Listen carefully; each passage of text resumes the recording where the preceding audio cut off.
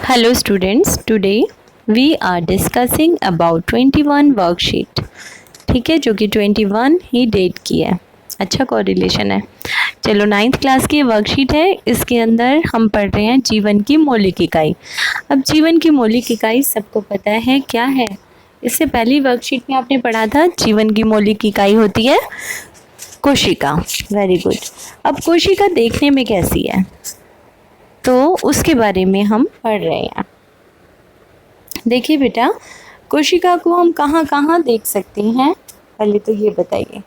हम देख सकते हैं पौधों के अंदर या फिर किसी जीव के अंदर, है ना। हम दोनों ही लिविंग बींग्स हैं क्योंकि जीव जंतु और पौधे। तो एक हमने स्लाइड तैयार की, एक हम देख रहे हैं कोशिका प्याज की कोशिकाएं, जो कि हम प्याज की झिल्ली से स्लाइड बनाएंगे और ये स्लाइड आप सब स्कूल में बनाओगे बेटा। जैसे स्कूल खुलेंगे आप सब ये स्लाइड बना के देखोगे, ठीक है।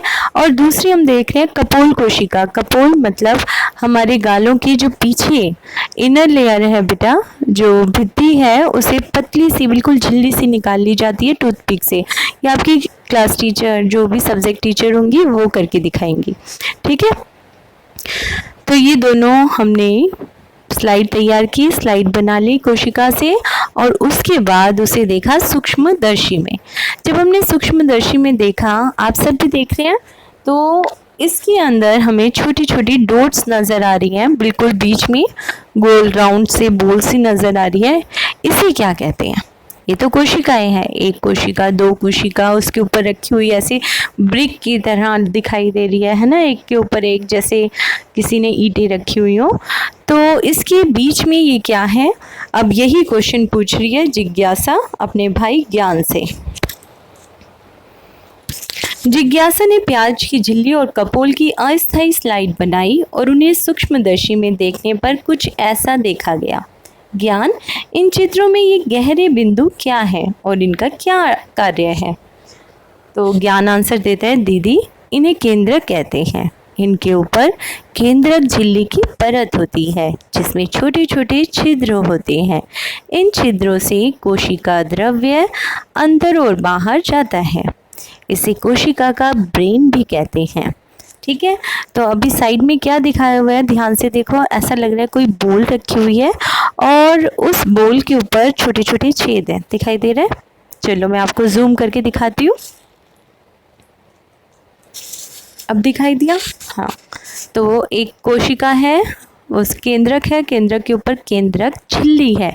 अब उसको हमने काटा तो उसमें क्या देखा, उसके अंदर कुछ ब्लू कलर के एक्स जैसी फोम पड़ी हुई है और साथ में बिल्कुल बीच में क्रोमेटिन पदार्थ पड़ा है। दिखाई दे रहा है सबको? Very good. इसे कहेंगे हम कोशिका का केंद्रक। अब ये कोशिका का केंद्रक क्या कार्य करता है, इसके बारे में पढ़ रहे हैं। इसका काम क्या है? ये कोशिका का ब्रेन है। हमारा ब्रेन क्या कार्य करता है? हमारे शरीर को नियंत्रित करता है और क्या करता है? निर्देश देता है। इसी तरह का कार्य केंद्रक करता है, वो भी कोशिका को नियंत्रित करता है और निर्देशित करता है, ठीक है। इसके अलावा और भी कार्य करता है। दूसरा कार्य है इसका आनुवांशिक संरचना करना। आनुवांशिक होता है एक वंश से दूसरे वंश में सूचनाओं का स्थानांतरण, सूचनाओं का जाना, ठीक है। कोशिका विभाजन करता है, डीएनए और आरएनए और यहाँ तक कि राइबोसोम्स भी केंद्रक में ही बनते हैं। इसके अलावा कोशिका की वृद्धि, प्रोटीन और एंजाइम का संश्लेषण, मतलब एंजाइम्स का बनना भी किस में होता है? केंद्रक के अंदर ही होता है। अच्छा बच्चों, इसमें डीएनए और आरएनए आया है। डीएनए मतलब डीऑक्सी राइबो न्यूक्लिक अम्ल और आरएनए मतलब राइबो न्यूक्लिक अम्ल। आ गई बात समझ? चलो अब ज्ञान ने पूछा, जिज्ञासा पूछ रही है, ज्ञान ये क्रोमोसोम्स क्या है और इनका क्या कार्य है? जो आपको एक्स एक्स दिखाई दे रहे हैं ना, ये क्या होते हैं, इसके बारे में पूछ रही है। कौन? जिज्ञासा। अब ज्ञान आंसर देता है, दीदी केंद्रक में एक उलझे धागों जैसी संरचना क्रोमेटिन पदार्थ होते हैं। ठीक है, जैसे जब हम पतंग उड़ाते हैं तो बहुत ढील दे दें, पतंग बहुत ऊपर चली जाती है, उसे नीचे उतारते वक्त आप सारे में सद्दी को फैला देते हैं पूरी छत पर। बिल्कुल ऐसे ही ये क्रोमेटिन पदार्थ किस में फैला हुआ है? कोशिका के केंद्रक में। और ये बना किसका हुआ है क्रोमेटिन पदार्थ? ये बना हुआ है डीएनए और प्रोटीन का। कोशिका विभाजन के समय ये क्रोमेटिन पदार्थ कई लंबे लंबे जोड़ों में बदल जाता है, जिन्हें गुणसूत्र कहते हैं या क्रोमोसोम्स कहते हैं। ठीक है, ये दिखाई दे रही है सबको? तो ये ऐसे बदल जाता है बेटा, धागा ऐसे जुड़ने लग जाता है, गुणसूत्र बना लेता है, ये क्रोमोसोम्स बना लेता है। प्रोकैरियोटिक कोशिकाएं जो होती हैं उसके अंदर बेटा केंद्रक अस्पष्ट होता है, क्योंकि केंद्रक की झिल्ली नहीं होती है, जिसे केंद्रकाय कहते हैं। इसमें केवल क्रोमेटिन पदार्थ ही होता है। प्रोकैरियोटिक के लिए ही ये 2 लाइनें हैं। नंबर 1, इसका केंद्रक अस्पष्ट होता है। नंबर 2, इसके केंद्रक पे केंद्रक झिल्ली नहीं होती है। नंबर 3, इसको केंद्रकाय कहते हैं। नंबर 4, इसमें क्रोमेटिन पदार्थ होता है, मतलब इसमें क्रोमोसोम्स नहीं होते। और वैसे अगर यूकैरियोटिक कोशिकाओं की बात करें तो किसी जीव की कोशिका केंद्रक में गुणसूत्रों की संख्या निश्चित होती है। मानव में गुणसूत्रों की संख्या 46 या 23 जोड़े होते हैं। 46 टोटल क्रोमोसोम्स हैं, उसका आधा जब जोड़ा बना दो एक्स बनाने में, जैसे ये कुछ इस तरह के हैं बेटा, तो 2 क्रोमोसोम्स मिलके बने हैं, इसलिए गुणसूत्रों की संख्या हो गई या तो 46 संख्या बोलो, नहीं तो 23 जोड़े बोलो। क्रोमेटिन पदार्थों में डीएनए की क्रियात्मक खंड को जीन कहते हैं। जो ये क्रोमेटिन पदार्थ है उसमें डीएनए की क्रियात्मक खंड को जीन्स बोला जाता है। हर एक गुणसूत्र के ऊपर एक जीन्स लगा होता है बेटा। ठीक है, और जीन्स किसका बना होता है? ये डीएनए का बना होता है, जिनमें नई कोशिकाएं बनने, कोशिका संगठन की सभी सूचनाएं होती हैं। तो डीएनए जीन्स किसका बना है? डीएनए का बना है। कहाँ मिला? क्रोमोसोम्स के ऊपर मिला। इसके अंदर क्या काम होता है इसका? ये नई कोशिकाएं बनने और कोशिका संगठन की सभी सूचनाएं इसमें होती है। गुणसूत्रों में आनुवंशिक गुण होते हैं या आनुवंशिक संकेत होते हैं, जो माता पिता से डीएनए के रूप में अगली संतति में जाते हैं।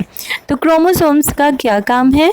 क्रोमोसोम्स में होते हैं गुण, कुछ संकेत, ऐसे संकेत जो माता पिता से डीएनए के रूप में अगली संतति में जाते हैं। जैसे हमारी शक्ल अपनी माता या पिता से मिलती है, कान, आँख, नाक, है ना। हमारे शरीर का संगठन अपने ही माता पिता से मिलता है। तो ये हमें कहाँ से मिला? ये आनुवंशिक गुण हैं जो हमें गुणसूत्रों के रूप में मिले हैं। चलिए अब क्वेश्चन आंसर देख लेते हैं। प्रोकैरियोटिक और यूकैरियोटिक केंद्रक में क्या अंतर है? तो अभी किया था हमने। प्रोकैरियोटिक में केंद्रक की केंद्रक झिल्ली नहीं होती, उसे केंद्रकाय कहा जाता है। उसमें खाली क्रोमेटिन पदार्थ मिलता है। यूकैरियोटिक के केंद्रक पे केंद्रक झिल्ली होती है, उसमें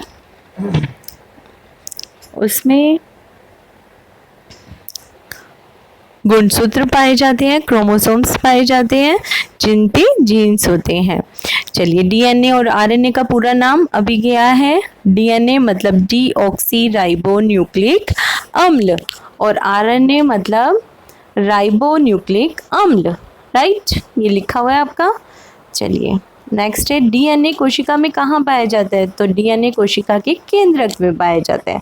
मानवों में गुणसूत्रों की संख्या कितनी होती है? मानवों में गुणसूत्रों की संख्या 46 होती है या 23 जोड़े गुणसूत्र होते हैं। जीन क्या है?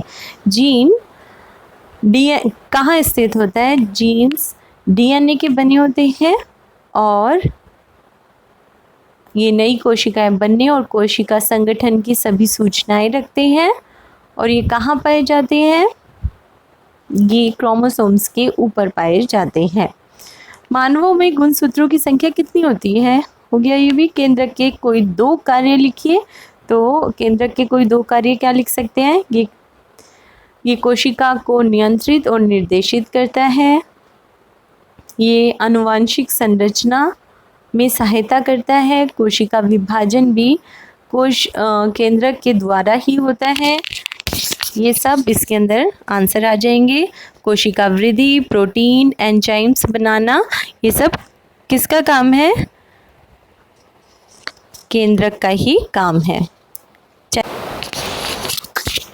ओके बच्चों, चैनल को सब्सक्राइब कर लिया? सब्सक्राइब कैसे करना है? जिसका वीडियो चलते वक्त नीचे सब्सक्राइब इंग्लिश का जो वर्ड है वो रेड कलर में आ रहा है, तो इसका मतलब आपने सब्सक्राइब नहीं किया। जिनका वो ब्लैक या ग्रे आ रहा है उन्होंने सब्सक्राइब कर दिया है, उनके पास अपने आप नोटिफिकेशन आ जाएगा कि MG क्लासेस में न्यू वीडियो आ गई है। चलिए, कोशिका, प्रोकैरियोटिक कोशिका यहाँ से देख सकते हैं आप, और यूकैरियोटिक कोशिकाओं में अंतर। ठीक है, दूसरा क्वेश्चन था DNA और RNA वाला, और केंद्रक में DNA है वो भी दिखाई दे रहा है अच्छे से। तीसरा क्वेश्चन था कितने गुणसूत्र होते हैं? तो 46 या 23 जोड़े होते हैं। ठीक है, अगला क्वेश्चन है केंद्रक के कार्य। तो इनमें से कोई भी दो आप इसके कार्य लिख लीजिएगा, और मुझे जो अच्छा लगता है पर्सनली वो बता रही हूँ। मुझे अच्छा लगता है कोशिका विभाजन, DNA RNA के उत्पादन में सहायक, ये कोशिका वृद्धि, प्रोटीन व एंजाइम संश्लेषण या बनने में सहायक होते हैं। Thank you for watching. अगर आपको वर्कशीट अच्छी लगी है तो आप इसे शेयर और सब्सक्राइब ज़रूर कीजिएगा। Thank you.